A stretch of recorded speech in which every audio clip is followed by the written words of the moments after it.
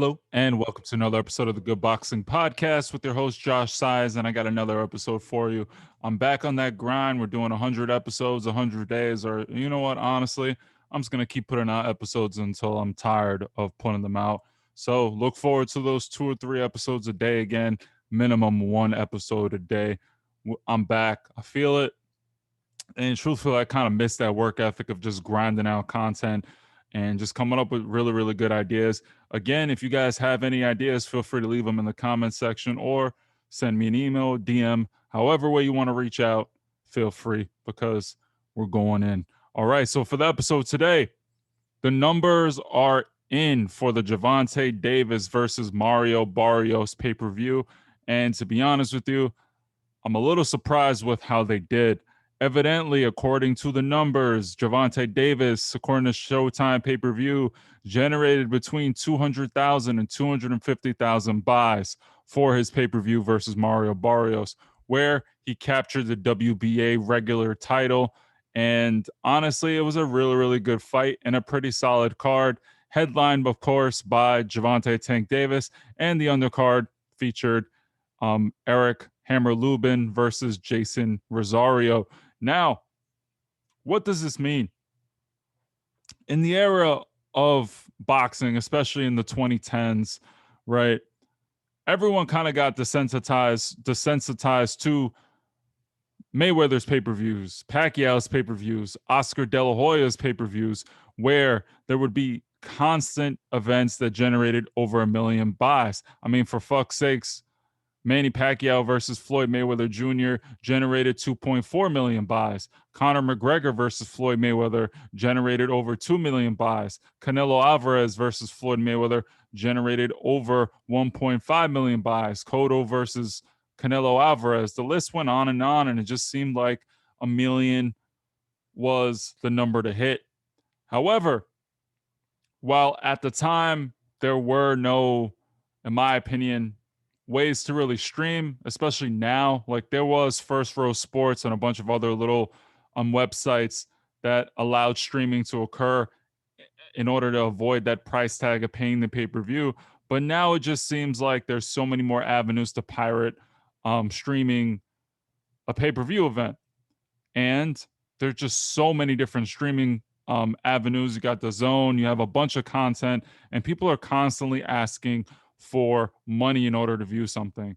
And in this case, Showtime pay per view took a chance on a young, budding career of a star in Gervonta Davis. And in my opinion, I'm really, really not sure how to take this, right? Because truthfully, if you're thinking about raw star power, you cannot call yourself a star if you only generate 200K buys. This is what happened with Terrence Crawford when he decided to take a risk to take on Victor Postol.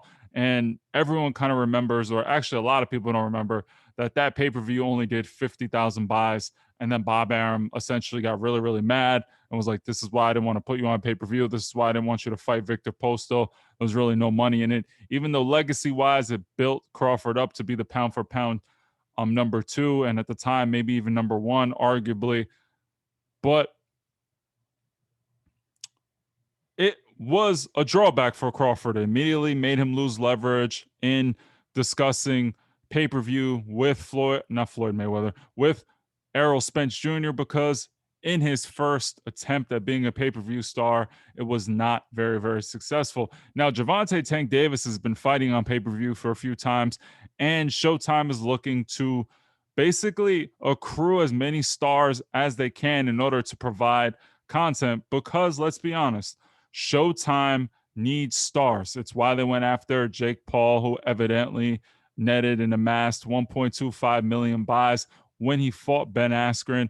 That's why they gave him a deal to fight on Showtime, because they're looking for stars who can generate an exorbitant amount of money when they put them on their pay-per-view platform. Because let's be honest, when you sell over the million mark, you easily cover the salaries of your fighters. You get to pay the promoters, you get to pay all the fees, the venue. All of that stuff gets taken care of when you pass that 1 million mark. And everyone seems to make a bunch of money. The network, the list goes on and on. Now, The only thing I do have to say that this may actually, while it's not a very impressive number, the one thing about Showtime is the numbers, for the most part, are supposed to be legit. When you get Showtime pay per views, when you get ESPN pay per views, we're not talking about Triller pay per views where they can say whatever they want and there's really no way of telling. You're talking about CBS, Showtime putting their neck on the line and telling you how much something is, and ESPN and vice versa. But in the current climate, especially at 135, 140, 130, what you are seeing is that Gervonta Davis, while not a Jake Paul level of a star, he is building. And depending on your definition of success, how are you going to determine if this was a successful pay per view? Gervonta Davis isn't a fighter that's going to make $100 million for a fight right now, right? He's not trying to cover a purse that a Mayweather would need, or even a Pacquiao, where you need to make $20 million or $30 million for both fighters, too, just to make it interesting. You're talking about Gervonta Davis, who probably made a couple of million, right? And if you look at the numbers, 200,000 to 250,000 buys at 70 a pop is a pretty good amount of money. You're talking about more than enough to pay Gervonta Tank Davis what he's probably paid, which is probably a couple of million. I never trust what they put in the official purses for Nevada because there's always going to be splits of pay-per-view. He has to pay Floyd Mayweather, et cetera, et cetera. So let's say it made 14 million, right? Is that really a failure? Barrios probably made 500,000, 600,000, right? When all is said and done, Tank probably made a couple of million, and then you're able to pay the venue, you're able to pay all of the things, the marketing, all of the stuff that went into the fight. Now, in terms of negotiations, I think Tank Davis has to pray that Teofimo Lopez or Lomachenko or even Ryan Garcia, if he fights on pay per view, doesn't eclipse the 200,000 mark when he does, because then immediately you already establish yourself as the B side. And Tank's whole thing is, I fight on pay per view. You guys have never fought on pay per view. I am the A side, which is true. If no one has ever fought on pay per view and you're not selling, then how can you sit here and say that you're the A side or B side, right? Immediately, business sense, if you don't know what your worth is, you have to test yourself to see how much you actually sell in order to actually know what you're worth. And Gervonta Tank Davis has done that. Even in a failure of, in my opinion, 200K to 250, if you're trying to establish yourself as a solid A side that is beyond undisputed, that's beyond a pound for pound great like Lomachenko, or even a star like Ryan Garcia that has a massive following. In order for you to kind of say that you're bigger than them, I was hoping that this event would actually provide some clarity in terms of sales. But what you're seeing here is Gervonta Davis does sell. He sells enough to cover his own expenses. He sells enough where the promoter doesn't need to come out of pocket and potentially could lose money.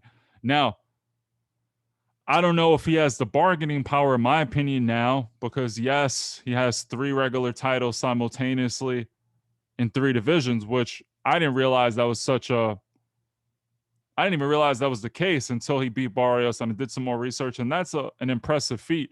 I don't know if it's all of a sudden I'm the A side because I have all these titles and you fought on pay-per-view. I think if Tank fights Ryan Garcia, I think they go over the 500K mark. It shows that, hey, we may even get over 750,000, but it would be because he's fighting a better opponent. And fighting Barrios, who a lot of people didn't really know him, right? He turned out to be a threat. He turned out to be a formidable opponent. But Mario Barrios had never fought even in the main event, in my opinion. Like when you look back, he always fought on the undercard of Gervonta Davis and some obscure fight. But now he fought as a titleist, he fought as a headliner, and Barrios immediately becomes a bigger star, right? Which gives Showtime another asset to test against other 140 pounders. maybe a Fortuna if he decides to move up after fighting Jojo Diaz. Who knows who Barrios can fight, especially at 140 where you have Robert Easter Jr., you have other guys that Barrios can fight. You have Adrian Broner, truthfully, too. There's so many other guys you could put him in with, and you can make some formidable fights. But in terms of Gervonta Davis, I wouldn't say it's like a shit pay-per-view because I don't think they lost money on Gervonta Davis, right? Because again, he's not this guy that's going to make 20 million guaranteed, and you have to cover that nut of of a a payment. But I thought Gervonta, based on all the promotion and all the talk about, hey, we're the A side, we move the needle, and oh yeah, Teofimo's not selling tickets, they're not doing this. This is why they moved their date, etc., etc. And then you go out there and I want to not say that you shat the bed, but in terms of a successful pay per view, I don't know if you could say that 200K is an extreme success. Is it enough to break even? Yeah, for sure. Is it enough to, make some money for the company? Maybe they'll throw another pay-per-view. Who knows? But in terms of saying, hey, I'm this star that's A side, I don't think Gervonta Davis did that. And that's no knock on him. I actually hope he continues to fight on pay-per-view and he continues to challenge himself, because I think if you put him in there with a formidable opponent, Tank Davis is good for minimum 150 to 200 pay-per-view buys. You put him in there with someone that, hey, has a big star power, a big following, you're going to have a successful event. 500,000 buys of a pay-per-view. Now you're talking about a successful event, especially when these guys, again, aren't making the 30, 40 million, 50 million that other people were making. They're not making the 30 million that Canelo guarantees every time he fights, and you have to cover that exorbitant amount of money. So I don't know. I'm kind of like going both ways. Was it a success? Yeah. If you break even on a venture and you can make some money, is it a success? Yes. I think if you don't lose money, you're making money, it's a success, especially in this boxing game. And during a pandemic where tickets and money's a little tight for some people, maybe people aren't shelling out the $70 like they used to, especially now where you can find streams for everything. Pirating is out there and people are putting it out there. And in order to get like a solid foundation of a fan base, you got to test yourself. And I applaud Gervonta Tank Davis for doing so. I think if he goes in there with a better dance partner, he'll definitely do better. And I think even 250K for a young star who hasn't really fought the creme de la creme or given the fights that people want, Mayweather's moving him in the way he's moving him, which is great. Gervonta Davis makes a couple of million.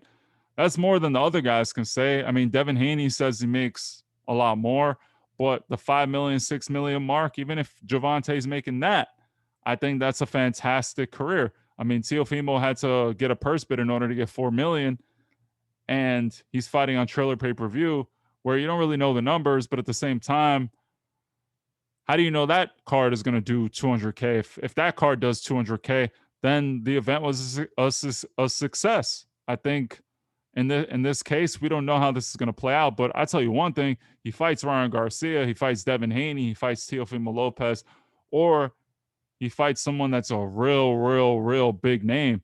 Gervonta is going to make some pay-per-view numbers, and I think he deserves it because Gervonta is a star.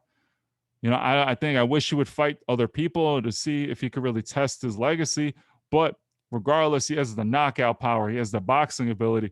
I just want to see it against the better opposition. And I think more people would pay if it wasn't against a Barrios or if it wasn't against someone that they know he's more often than not going to come out victorious against. So that's the episode for today. What do you think? Do you think the fight with Mario Barrios was a success? Do you think 200,000 pay-per-view buys is a success? He broke even, but is he the A side in any of these other guys' fights, especially if Tio fights Lomo or the Gambosos fight actually does well in terms of pay-per-view? So let me know your thoughts. That's the episode for today. Let me know how you guys feel. Leave a like, subscribe. You guys know the deal. The grind is back. The episodes are coming out. Frequent episodes, frequent uploads. We're back. Have a good day.